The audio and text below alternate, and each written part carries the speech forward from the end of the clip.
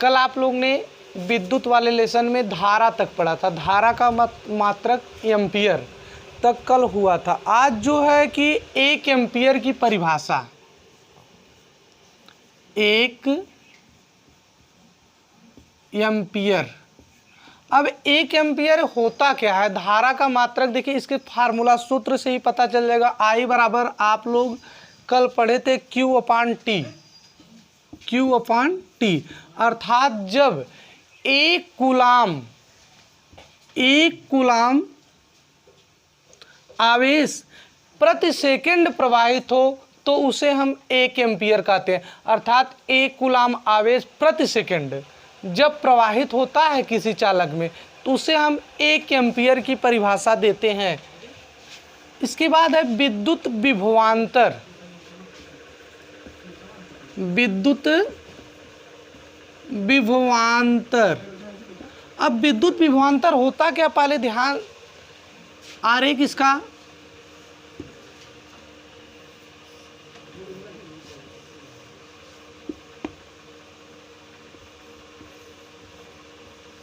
देखिए इस चित्र में यह आपका कुंजी है या बैटरी लगी हुई है सेल, और यह एमीटर है जो विद्युत नापने का यंत्र होता है, एमीटर। अब इसमें देखिए कि विभवांतर कहते क्या है, विद्युत विभवांतर, ध्यान से, सबसे पहले एक बिंदु से दूसरे बिंदु तक ले जाने में जो कार्य किया जाता है उसी को हम विद्युत, उसके बीच के कार्य को ही क्या कहते हैं, विद्युत विभवांतर। मतलब एकांक आवेश को एक बिंदु से दूसरे बिंदु तक ले जाने में किया गया कार्य दोनों सिरों के बीच का विभवांतर कहलाता है। यहाँ पर देखिए एक बिंदु जैसे है, यहाँ से यहाँ एकांक आवेश में ले जाने में जितना कार्य होता है इसके बीच का विभवांतर, दोनों बिंदुओं के बीच का विभवांतर कहलाता है। यह हो गया विद्युत विभवांतर। अब 1 वोल्ट, जैसे 1 वोल्ट की परिभाषा,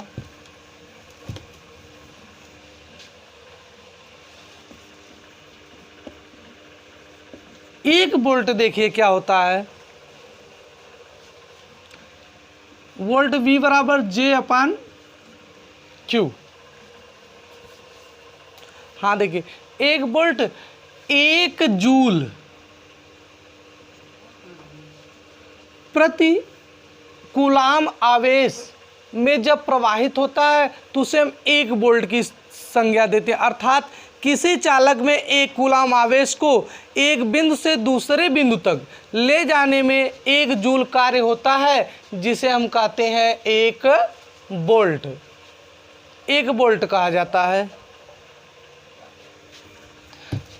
अब देखिए विद्युत परिपथ आरेख क्या होता है। विद्युत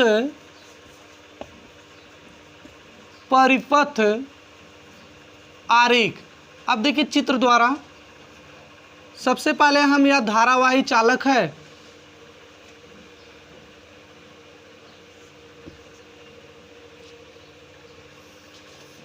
यहाँ पर आपकी बैटरी सेल जोड़ा जाएगा, सेल है, और यह है देखिए कुंजी,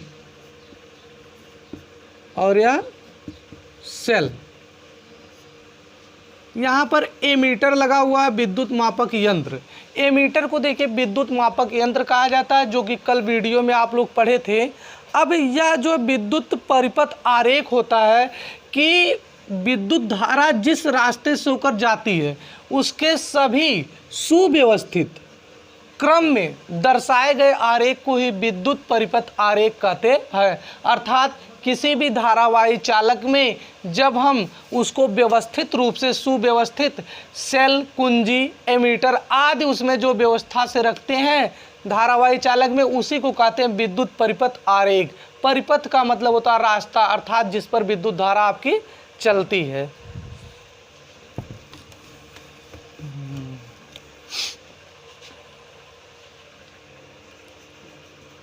ओम का नियम, अब देखिए ओम का नियम जो है आपका, यह विभवांतर के अनुक्रमानुपाती होता है। अनुक्रमानुपाती का मतलब जब विभवांतर घटता है तो धारा का मान बढ़ता है, और जब धारा घट जाती है तो विभवांतर घटता है, धारा बढ़ती है तो विभवांतर, अर्थात एक दूसरे के दोनों व्युत्क्रम होते हैं, अनुक्रमानुपाती।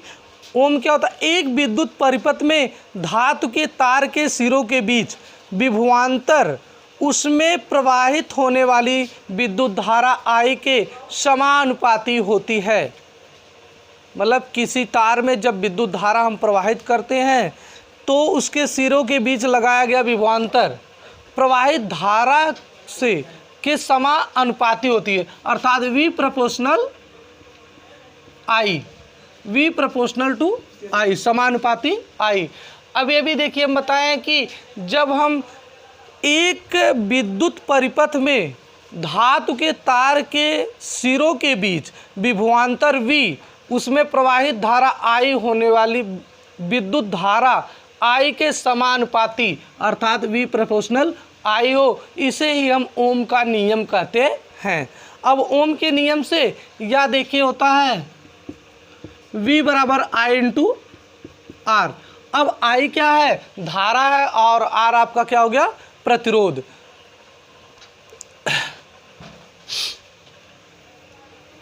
यही आपका ओम का नियम प्रतिरोध हो गया। अब देखिए प्रतिरोध के बाद ओम का नियम अब हुआ प्रतिरोध। प्रतिरोध क्या होता है? प्रतिरोध।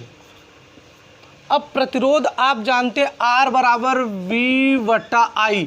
सूत्र के अनुसार तो देख रहे हैं यहाँ प्रतिरोध हो जाता है V बटा I, अर्थात विभवांतर और धारा के अनुपात को ही प्रतिरोध कहते हैं। यह आपका फार्मूला से है, लेकिन इसका अर्थ जो है होता है कि किसी चालक में विद्युत धारा बहती है तो यह विद्युत धारा का विरोध करता है, जिसे हम प्रतिरोध कहते हैं। यहाँ सूत्र के माध्यम से अभी हम बताएं कि R बराबर V बटा I, जहाँ R प्रतिरोध है, विभवांतर तथा धारा के मात्रक को ही क्या कहते हैं? प्रतिरोध, अनुपात को ही प्रतिरोध कहते हैं। और सामान्य भाषा में है किसी चालक में विद्युत धारा बहती है तो यह विद्युत धारा का क्या करता है? विरोध करता है, जिसे हम प्रतिरोध कहते हैं। या विद्युत धारा का विरोध, जैसे अब इसमें विद्युत धारा बह रही है, बहने के साथ यह क्या करता है? इसके विपरीत विरोध करता है इसका धारा का, इसे ही हम कहते हैं प्रतिरोध।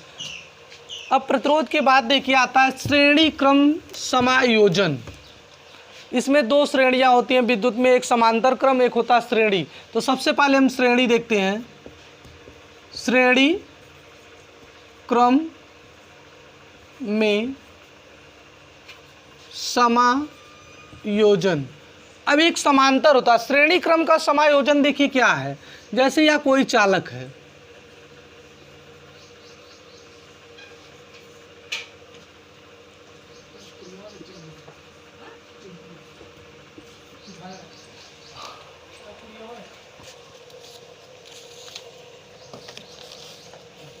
अब चालक में देखिए जगह जगह या प्रतिरोध आपका लगा हुआ R1, R2, R3, यह जगह जगह पर आपका प्रतिरोध लगा हुआ है। अब इसमें आपका चालक में जो है कि जब श्रेणी क्रम का होता है, अब यहाँ पर देखिए बैटरी जोड़ दी गई, या बैटरी हो गई, यहाँ पर हो गई कुंजी, यही है। यहाँ प्रतिरोध धारा I सिर्फ प्रवाहित हो रही है और विभवांतर आपका क्रमशः है V1, V2 और V3। जितने प्रतिरोध आते हैं उतने विभवांतर आपकी सामान्य बात है। इसमें जोड़ने का समायोजन का तरीका क्या होता है?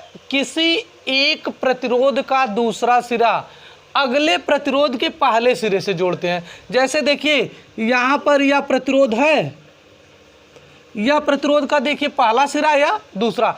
अब कोई प्रतिरोध अगर मिल रहा है, अब देखिए या इसका पहला या दूसरा, इसको जोड़ने का तरीका यही होता है कि पहले प्रतिरोध का दूसरा सिरा अगले प्रतिरोध के पहले सिरे से, अर्थात इसको इसी से जोड़ देंगे पहले प्रतिरोध से, फिर अगले प्रतिरोध का दूसरा सिरा अगले प्रतिरोध के पहले सिरे से जोड़ा जाता है। इस प्रकार श्रेणी क्रम का समायोजन होता है। अब इस पर देखिए एक सूत्र निगमन होता है श्रेणी क्रम का, वो भी देख लीजिए, जो है R बराबर आप प्राप्त करेंगे R बराबर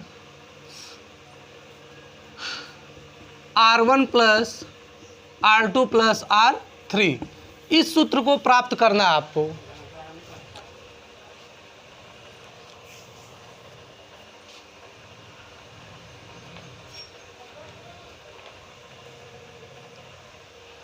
इस सूत्र को प्राप्त करने के लिए देखिए सबसे पहले प्रक्रिया क्या करेंगे, हम आरेख खींचेंगे जिसे कहते हैं विद्युत परिपथ आरेख। अब विद्युत परिपथ आरेख बना लीजिए।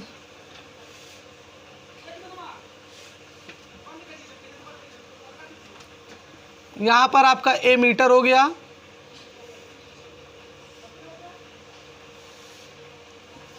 यहाँ बैटरी लग गई, या धनात्मक होता है ऋणात्मक, कुंजी या सेल है या बैटरी या चित्र। प्रतिरोध क्रमशः R1, R2, R3, विभवांतर V1, V2, V3 और धारा क्या हो गई I। धारा एक ही, क्योंकि श्रेणी क्रम में एक ही प्रकार की धारा बहती है, एक ही सिंगल लाइन होती है। अब इसमें एमीटर को जोड़ा गया है, एमीटर क्रमशः देखिए विभवांतर यहाँ V1 हो गया, यहाँ विभवांतर आपका V2 हो गया, यहाँ विभवांतर हो गया V3। अब विभवांतर हो गए। देखिए सबसे पहले इस प्रकार जोड़ने के लिए हम क्या करते हैं कि माना एक विद्युत परिपथ आरेख में प्रतिरोध R1, R2, R3 और विभवांतर V1, V2, V3 लगा हुआ है, जिसमें धारा I प्रवाहित होती है। जब धारा I प्रवाहित हो रही है तो ओम के नियम से हम चलेंगे। ओम के नियम, ओम का नियम क्या है, तो ओम के नियम से, ओम का नियम होता है V बराबर I इंटू R। अब ओम के नियम के अनुसार हम चलेंगे। ओम के नियम के अनुसार क्या हो जाएगा, सबसे पहले विभवांतर के लिए V1 बराबर I इंटू R1। अब धारा देखिए सिंगल है, सब में रहेगा। और V2 के लिए समीकरण नंबर 1 हो गया, V2 बराबर देखिए क्या हो गया I इंटू R2। समीकरण कितना हो गया 2। अब देखिए ओम का नियम यही बताता है V बराबर I इंटू R, अर्थात धारा गुणे प्रतिरोध। V3 बराबर हो गया I इंटू R3, समीकरण नंबर 3। जब समीकरण 1, 2, 3 को मिला देंगे हम 1 और 2, 3 को जोड़ने पर, समीकरण 1, 2, 3 को जोड़ने पर जोड़ा गया तो V1 plus V2 plus V3 बराबर I R1 plus I R2 plus I R3। यहाँ पर देखिए 1, 2 को जोड़ा गया, तीनों समीकरणों को समायोजन करने पर अर्थात जोड़ने पर जब इन तीनों प्रतिरोधों को जोड़ दिया गया तो हमने मान लिया कि माना तुल्य विभवांतर V हो, माना तुल्य विभवांतर V हो तब V1 plus V2 plus V3 बराबर कितने के V के। अब हम जहाँ V1, V2, V3 है वहाँ लिख सकते हैं V बराबर I कॉमन ले लेंगे R1 plus R2 plus R3। ठीक, अब ओम के नियम से या आपका सब हो गया ओम के नियम से, देखिए था ओम के नियम से।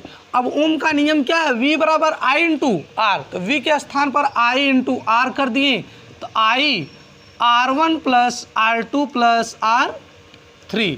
अब I से कट गया, R बराबर हो गया R1 plus R2 plus R3।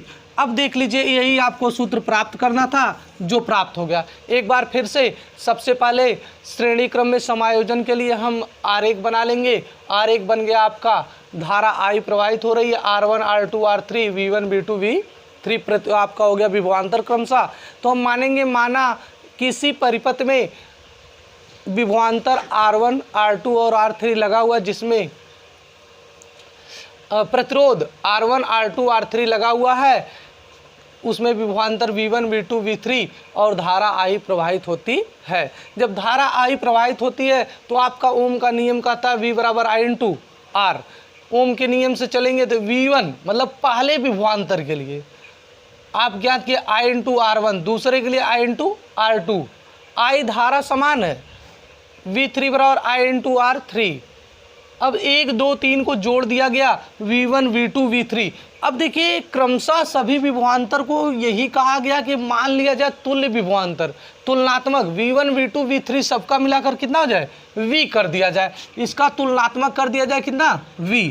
जब तुलनात्मक V कर दिया गया तो V बराबर हो गया I R1 R2 I3। अब V के स्थान पर ओम के नियम अनुसार IR हो गया, I से कट गया, R बराबर R1 plus R2 plus R3। यह आपका हो गया तुल्य विभवांतर। और यहाँ प्रतिरोध आपका ज्ञात हो गया। प्रतिरोध का मात्रक होता है ओम, प्रतिरोध का मात्रक ओम।